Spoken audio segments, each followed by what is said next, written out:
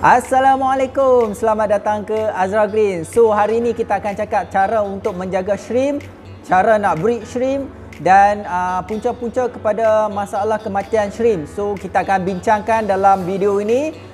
Video ini more on basic, tak terlampau berat sangat, tetapi aku cuba akan cover sebanyak yang mungkin yang tentang shrimp. Okey, dan disebabkan kita akan ada satu pertandingan aquascape untuk shrimp nanti, so aku ambil peluang ini untuk terangkan tentang shrimp lah untuk korang. So moga bermanfaat kepada korang. Okey, jom kita tengok.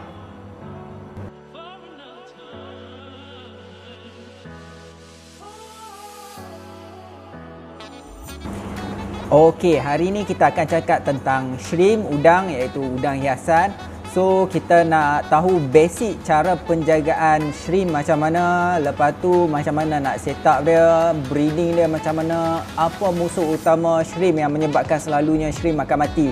So jom kita start. Okey, yang permulaan sekali kita akan cakap tentang pengenalan apa itu shrimp. Okey. So shrimp ni ialah udang yang ada kaki, iaitu satu creature yang ada kaki seperti ketam, tetapi kita akan more fokus tentang udang hiasan, bukan udang makan. Okey, udang ni dia bersifat omnivore, iaitu bermaksud dia akan makan apa saja. Dia makan pokok pun dia makan, sayur-sayur pun dia makan, kawan dia sendiri pun dia makan. Apa saja yang ni dia akan makan. Apa saja yang dia boleh makan dia makan. So kenapa aquascaper ataupun shrimp breeder suka bela dengan shrimp ni? Sebab satu, yang pertama dia colourful dan menarik kalau tengok dia makan, tambah berkumpulan. Dan dia juga adalah satu pemakan algae, iaitu algae eater. Okey, sifat dalam shrimp ni dia selalunya sensitif. Dia sensitif kepada air dan juga dia sensitif kepada nitrate. So itu adalah penyebab kepada kematian. Nanti kita akan cakap kenapa dia menjadi penyebab kepada kematian. Okey, so kita next slide. Okey, ini adalah keluarga bagi shrimp, shrimp ataupun udang hiasan. So kalau tengok yang pertama sekali iaitu Decopada. Decapoda. Okey, nak sebut pun susah. Okey, Decapoda ni ataupun Decapoda ni merupakan keluarga teratas, iaitu bermaksud apa saja tumbuhan apa saja jenis fauna yang berkaki, iaitu akuatik, seperti ketam, udang, lobster.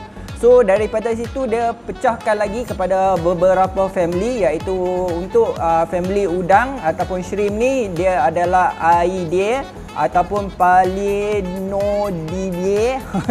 Tak tahu nak sebut macam mana. Okey, so dia terpecah kepada dua. Okey, kita akan tengok yang Aidae sahaja. Palinodidae ni kita letak ke tepi kerana itu ialah ghost shrimp, iaitu udang untuk kita bagi makan arwana macam tu. So kita akan fokus kepada Aidae, iaitu jenis kepada Neocaridina. Nanti mungkin next time video aku akan buat tentang Caridina, tapi hari ini kita akan fokus kepada Neocaridina. Tapi aku akan selitkan sedikit tentang Neo dan Caridina juga. Okey, kalau tengok genus dia terbahagi kepada tiga, iaitu Aidae ni, iaitu pertama sekali iaitu Caridina dan Neocaridina dan Iopsis. Okey, Iopsis selalunya ialah bambu shrimp, dan juga ada beberapa lagi yang aku tak berapa nak ingat. So daripada Caridina pula terbentuk kepada Caetenis dan juga Martidentata, iaitu Amano Pinocchio ialah Martidentata, manakala Caetenis pula iaitu seperti crystal shrimp. Okey, dalam bahagian Neocaridina pula terbahagi kepada satu saja, iaitu Neocaridina davidi. Yang ini terbahagi besar pula di bawah nanti. Nanti aku akan tunjukkan. Contoh dia Neo ni iaitu cherry lah, semua orang tahu yang tu. Okey, so kita ke next slide. Okey, ni adalah contoh Caridina punya shrimp. Kalau tengok sini dia terbahagi kepada beberapa, iaitu Taiwan, Crystal, Tiger. Tak silap aku daripada Crystal sendiri akan terbahagi kepada yang lain juga. Tak silap aku Golden Bee. Dia ada grade lah. SSS, Triple S, Double S ataupun Single S. Okey, yang mana yang lagi mahal? Tak silap aku yang paling mahal sekali iaitu grade A. Grade A, lepas tu grade S, lepas tu SS dan juga Triple S. Okey, kalau tengok daripada carta ni, kalau Triple S dia tak mempunyai belang di belakang ataupun di tengah, dia cuma ada belang sikit saja di belakang dan depan dia penuh. Manakala yang grade A pula, dia akan penuh di depan, dia ada belang sedikit saja dan juga dia ada belang sedikit di bahagian belakang. Itu adalah Taiwan Bee lah. Kalau cakap pasal Tiger, lain lah, dia macam Tiger lah. So aku tak mau pergi terlampau detail tentang Caradina sebab kita nak fokus tentang Neo Caradina. Sebab kita punya nanti akan ada satu pertandingan kan. So hari ni aku akan cakap tentang basic tentang Caradina lah. Neo Caradina, sorry. Okey, yang ini adalah Neo Caradina DVD. Okey, kalau tengok dari sini memang ada banyak lah cabang-cabang daripada Neo ni. Asal dia iaitu Neo Caradina DVD tu akan keluarkan kepada Cherry. Cherry akan keluarkan Sakura dan pelbagai lagi lah. Dia akan pergi kepada Green Jade, Blue Velvet, Blue Diamond, Riley dan macam-macam lagi lah. So yang ini adalah dia punya family chart untuk Neo Caradina DVD ya. Korang boleh tengok ni dekat Google ataupun boleh pause video ini dan zoom tengok, okey. So ini adalah family dia. Next kita akan pergi apa yang perlu untuk sebelum korang beli udang. Okey, apa yang perlu korang buat sebelum nak beli udang iaitu pertama sekali iaitu korang kena pastikan yang akwaриum korang dah fully cycle. Jangan hari ni buat, esok dah letak udang. So confirm akan ada yang mati nanti. So untuk mengelakkan daripada masalah ini, better korang letak udang lebih daripada 2 minggu ataupun ke atas lah. 1 minggu boleh, tapi elok ambil daripada air lain iaitu setengah dan masukkan air pahit pula setengah. So dia akan lebih cepat cycle. Kalau fully kosong daripada awal, itu aku suggest ambil masa lebih kurang 2 minggu sebelum korang letak udang lah untuk keselamatan. Okey, yang kedua pula iaitu kena pasti dulu udang yang korang nak beli tu. Udang tu Neo Caradina ke atau Caridina. So ada perbezaan kedua-dua udang ni Satu memerlukan air yang agak soft dan satu lagi memerlukan air yang agak hard. Okey, contoh macam Caridina dia memerlukan air yang sangat soft Dia punya pH pun dalam 6.5 macam tu. Manakala Neo pula dia memerlukan 7 atau 8 bergantung pada jenis shrimp tu dan TDS pun agak soft dan juga ni lah. Okey, next kita kena pasti dulu water parameter aquarium korang. Okey, yang ini wajib untuk shrimp breeder ataupun breeder udang ni. Korang kena pastikan yang korang tahu water parameter korang. Jangan pakai letak bubuh saja. Nanti kalau ada mati, korang akan salahkan seller ataupun salahkan produk pula. So korang kena tahu dulu water parameter korang. Udang yang korang nak beli tu korang kena tahu dulu parameter dia berapa. Lepas tu baru korang tahu pula dia punya, korang punya aquarium water parameter, baru korang beli udang itu. Ataupun kalau tak sama, korang boleh guna produk-produk yang boleh membagi water parameter samalah. Okey, nanti yang itu aku akan cakap di next slide Okey. Seterusnya korang kena tahu, kena tanya dekat seller yang korang beli tu water parameter dia berapa. Selalunya seller dia akan tahu berapa dia punya water parameter. So common question yang korang kena cakap iaitu, korang kena tanya iaitu pH dia berapa, TDS dia berapa iaitu GHKH dan juga suhu. Untuk suhu ni tak berapa nak penting kecuali kalau main Caridina lah, korang kena tahu suhu seller tu berapa. Kalau Neo tak ada masalah. Okey, itu yang step yang korang kena tahu sebelum korang nak start belah udang. Okey, apabila korang dah beli shrimp daripada seller, make sure korang jangan terus letak dalam akuarium tau. Dia boleh menyebabkan shock atau nanti terkejut dan mati ya. So korang kena buat drip acclimate dulu. Okey, untuk nak buat drip acclimate, korang perlukan ini, satu tube oksigen dan juga satu valve Tak kisah, yang ni aku ada pakai banyak valve sebab aku ada yang ni je. So valve ni korang akan masukkan ke dalam akuarium korang macam tu, dan tube ni yang mana penghujung dia yang keluar tu korang letakkan ke dalam plastik yang mana berisi udang tu Kejap Okey, korang letakkan di plastik yang ada yang ini, ujung ni korang letak di dalam plastik yang ada shrimp yang korang beli tadi ya. So cara dia macam ni, korang masukkan ke dalam. Make sure korang bagi dia keluar air ya, iaitu satu drop per second ataupun kurang daripada satu drop sebenarnya lebih baik So ambil masa lebih kurang dalam 2 jam atau 3 jam macam tu korang drip, bagi parameter air dia sama dengan parameter akuarium korang. Baru korang transfer masuk ke dalam akuarium korang lah. So jom kita buat dulu untuk test. Okey, kalau tengok ni terlampau laju, so kita akan kurangkan dia punya bubble tu atau drop tu. Kita akan kurangkan dalam kurang dalam 1 atau 2 per second. Okey, kalau tengok sini ni pun masih laju sebenarnya. So kena kurangkan lagi. Okey, ini cun. Okey, so kita akan biarkan dia titik-titik macam ni lebih kurang dalam sejam atau 2 jam. Lebih baik lagi sampai 8 jam pun ada orang buat. So lebih selamat lah sebenarnya. So dia tak drastik ataupun udang ni tak terlampau terkejut dengan parameter air yang baru.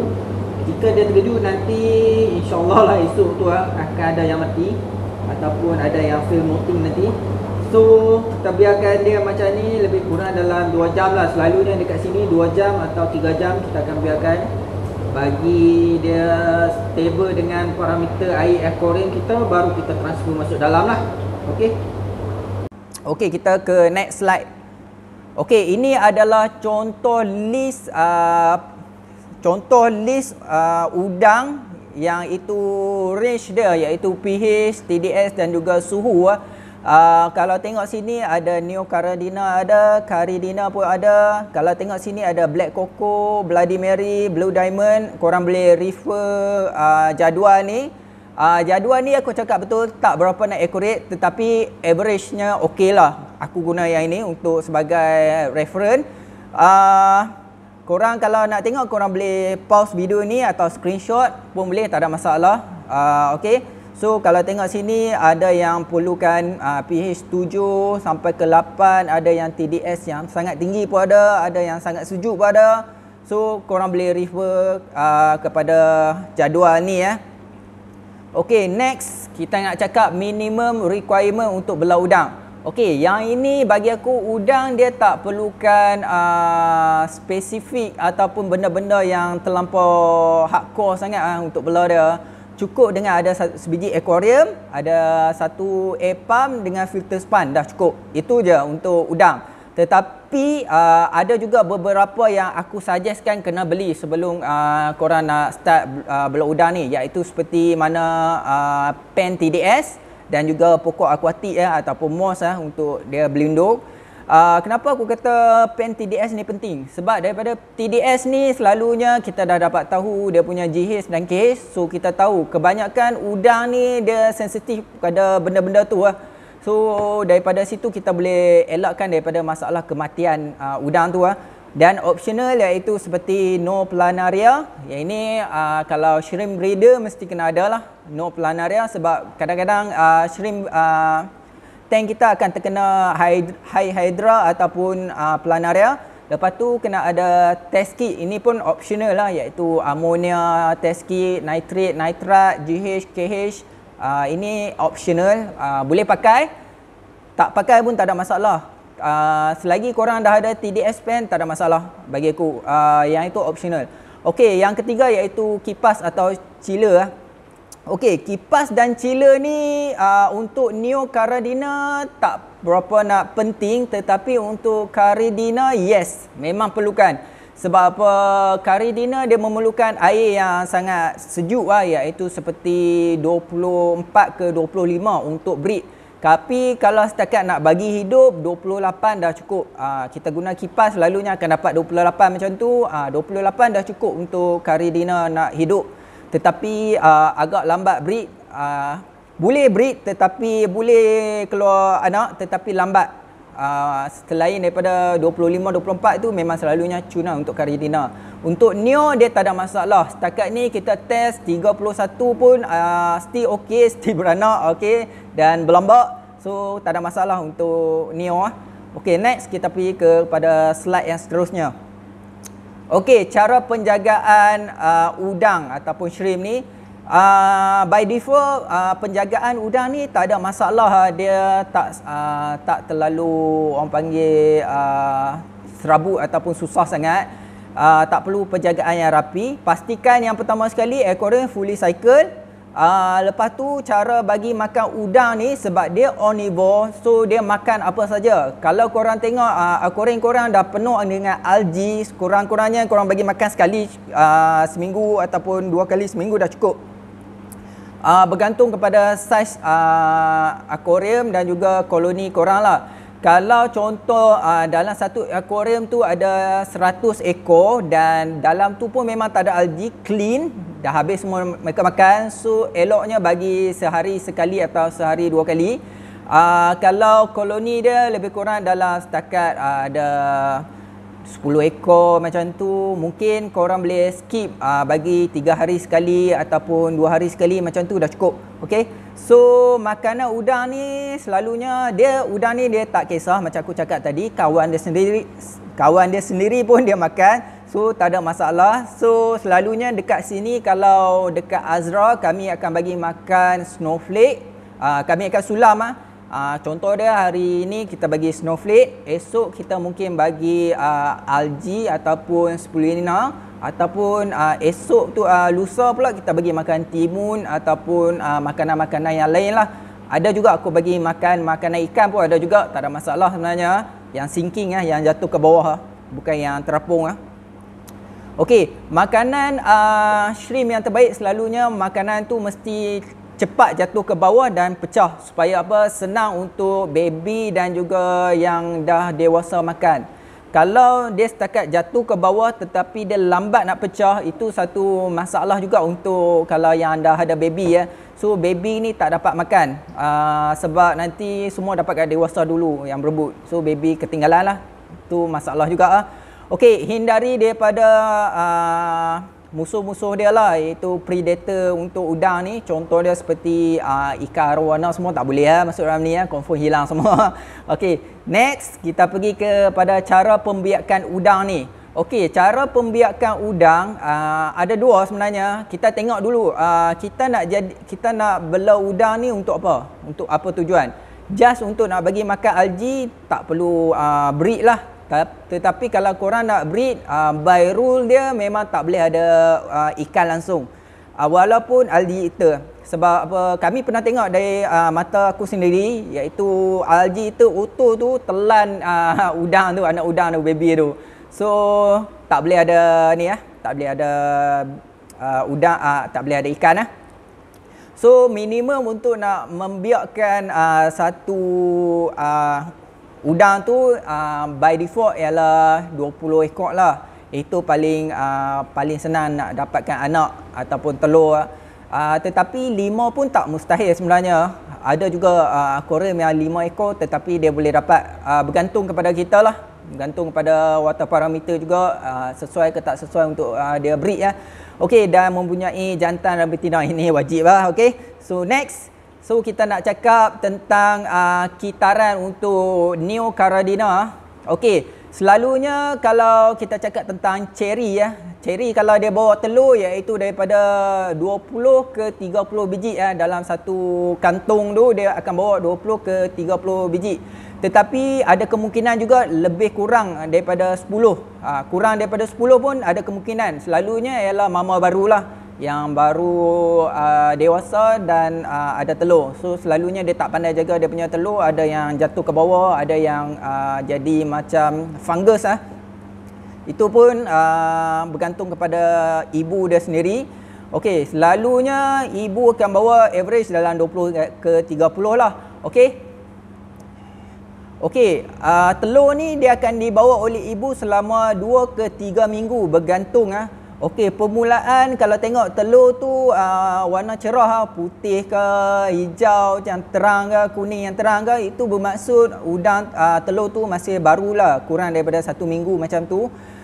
Makin lama dia makin gelap dan korang akan nampak macam ada biji satu biji hitam ataupun boleh nampak macam ada mata.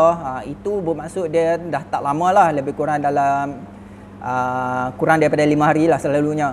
Okey, ada di antara udang ni perlukan air payau untuk hidup, untuk menetas. Contoh dia seperti Amano ataupun Yamato ataupun Longnose dan juga Malaya. Yang aku tahu 3 ni memang wajib perlukan air payau untuk menetas. Dia breed di kawasan air tawar, tetapi bila dia nak menetas kita kena pindahkan dia ke dalam akuarium yang air payau iaitu 50% air yang masin dan 50% fresh water. So ambil masa beberapa minggu, dia lava tu akan menetas dan korang kena transfer balik ke ibu dia ke fresh water kalau tak dia ibu dia akan mati. Okey, next iaitu apabila dia dah menetas, dia panggil fasa lava tu. Okey, fasa lava tu korang akan tengok baby shrimp akan sangat susah nak tengok sebenarnya. Dia lebih kurang dalam 1 mm saja.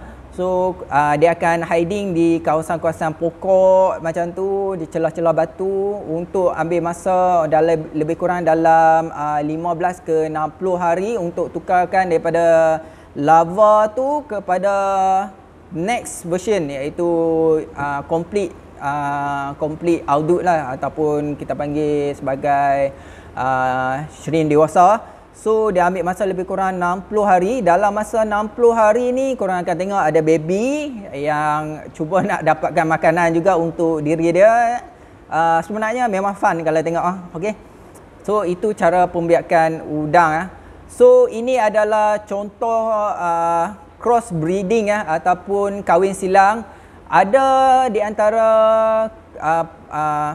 shrimp breeder yang tanya aku, yang ini boleh breed dengan yang ini tak? Yang ini boleh breed dengan yang ini tak?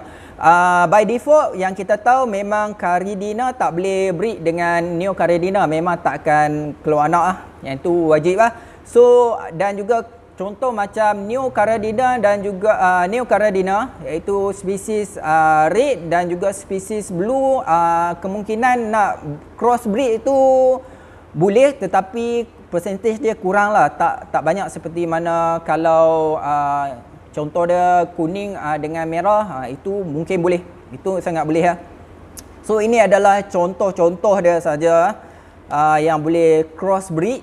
Korang boleh pause dan tengok okey. Okey, next kita nak cakap tentang teammate untuk shrimp Okey, teammate untuk shrimp, macam aku cakap sebelum ni, kalau korang nak buat sebagai breeding ataupun nak membiakkan shrimp, by rule tak boleh ada ikan langsung.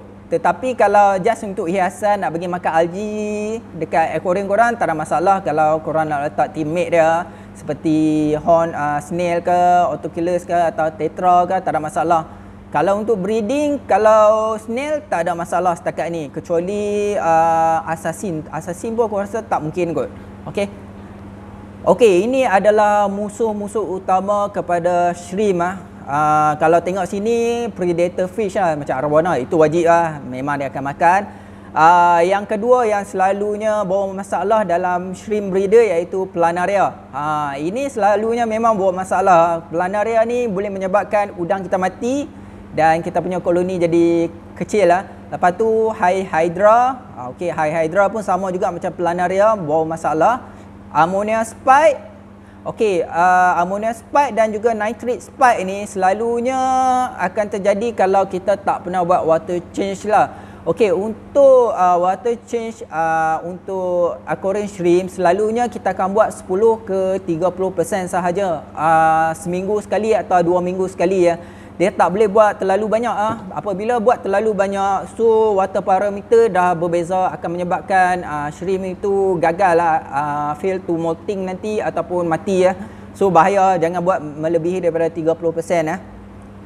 So ammonia spike ini kalau ikut pengalaman kami beberapa tahun ni, kalau ammonia spike memang dia akan mati berjemaah dia akan mati terus semua. Kalau nitrate spike ni dia akan mati slowly. Satu hari ni, esok mati lagi, lusa mati lagi, selalunya macam tu kalau nitrate spike. Ini daripada pengalaman tak sepertinya betul lah.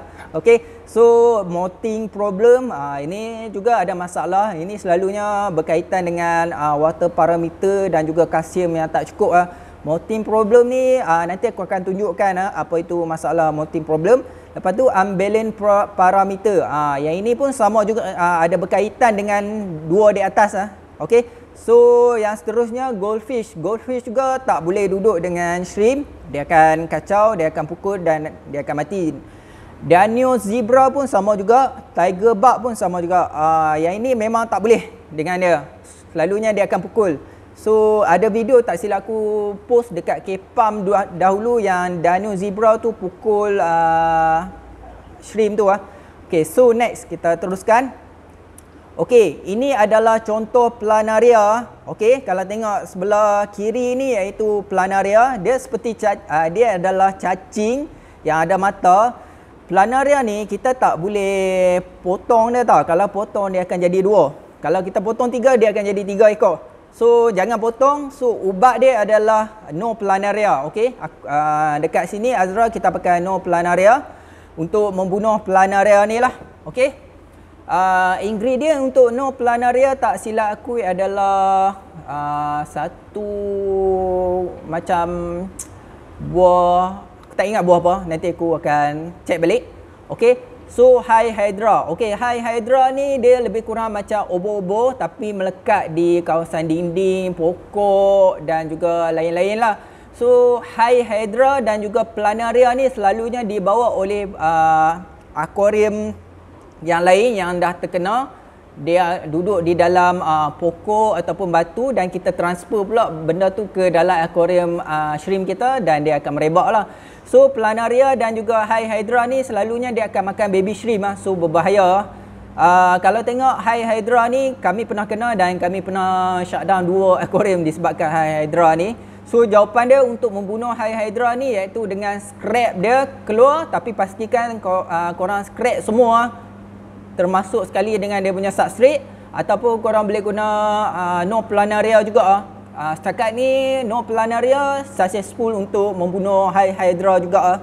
Okay, next iaitu molting problem, white ring of death. Okay, ini adalah salah satu masalah yang besar juga bagi shrimp breeder ataupun shrimp keeper.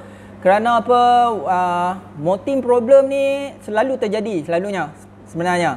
Apabila kita tukar air terlampau banyak, 50%, menyebabkan shrimp ni selalunya dia akan molting, dia akan saling kulit tau. Dia akan saling kulit. Tetapi apabila saling kulit, kalau dia fail untuk keluar daripada kulit yang lama dia, menyebabkan dia tersangkut dekat kulit lama dia akan mati.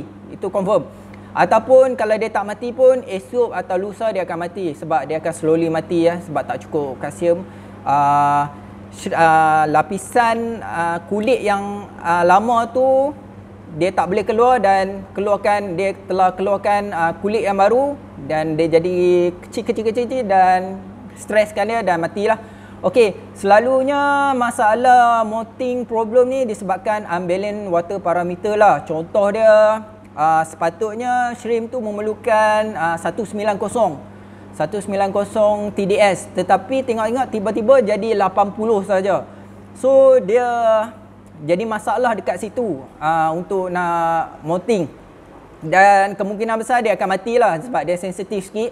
Ataupun contoh lagi water parameter dia iaitu 190, tetapi bila kita masukkan air baru ataupun kita tambah dengan GH buffer menyebabkan jadi spike kepada 350 katakan kan.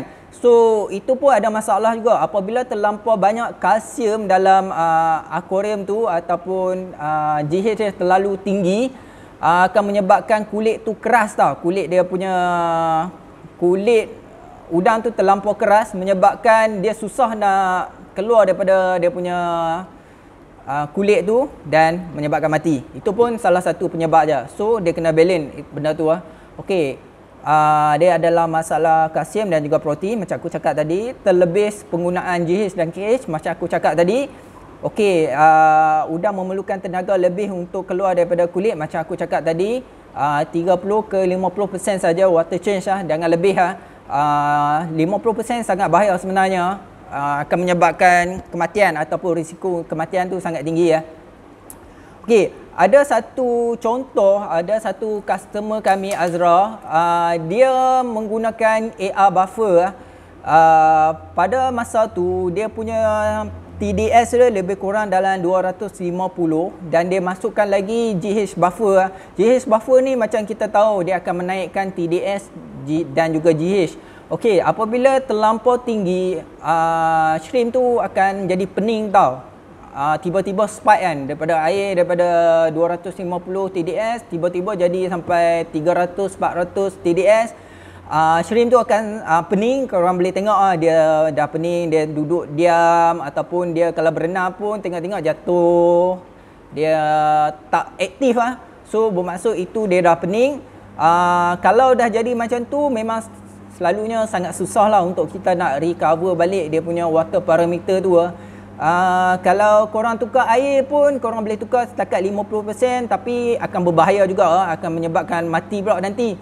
So cara yang terbaik ni setakat ni yang aku boleh fikir iaitu korang transfer. Kalau dah jadi macam tu korang kena transferkan shrimp ni secepat yang mungkin ke akuarium yang lain yang TDS dia, parameter dia sama dengan parameter akuarium dulu macam tu. So aku suggestkan sebelum korang nak tukar air tu korang check dulu TDS berapa. Lepas tu bila dah masukkan air pun korang check dulu berapa. Contoh dia sebelum tu ialah 190, selepas masuk air 100 TDS dia 100. So korang perlukan 90 lagi untuk nak bagi parameter tu sama. So korang ambilkan GH buffer ni sedikit untuk masukkan, tunggu 10 minit biar dia larut dalam air, baru korang check lagi sekali tengok parameter sama tak. Kalau sama, okey tak ada masalah. Kalau tak sama tambah sikit lagi. Kalau terlebih kurangkan sikit air Okey. So kita cakap tentang multi problem.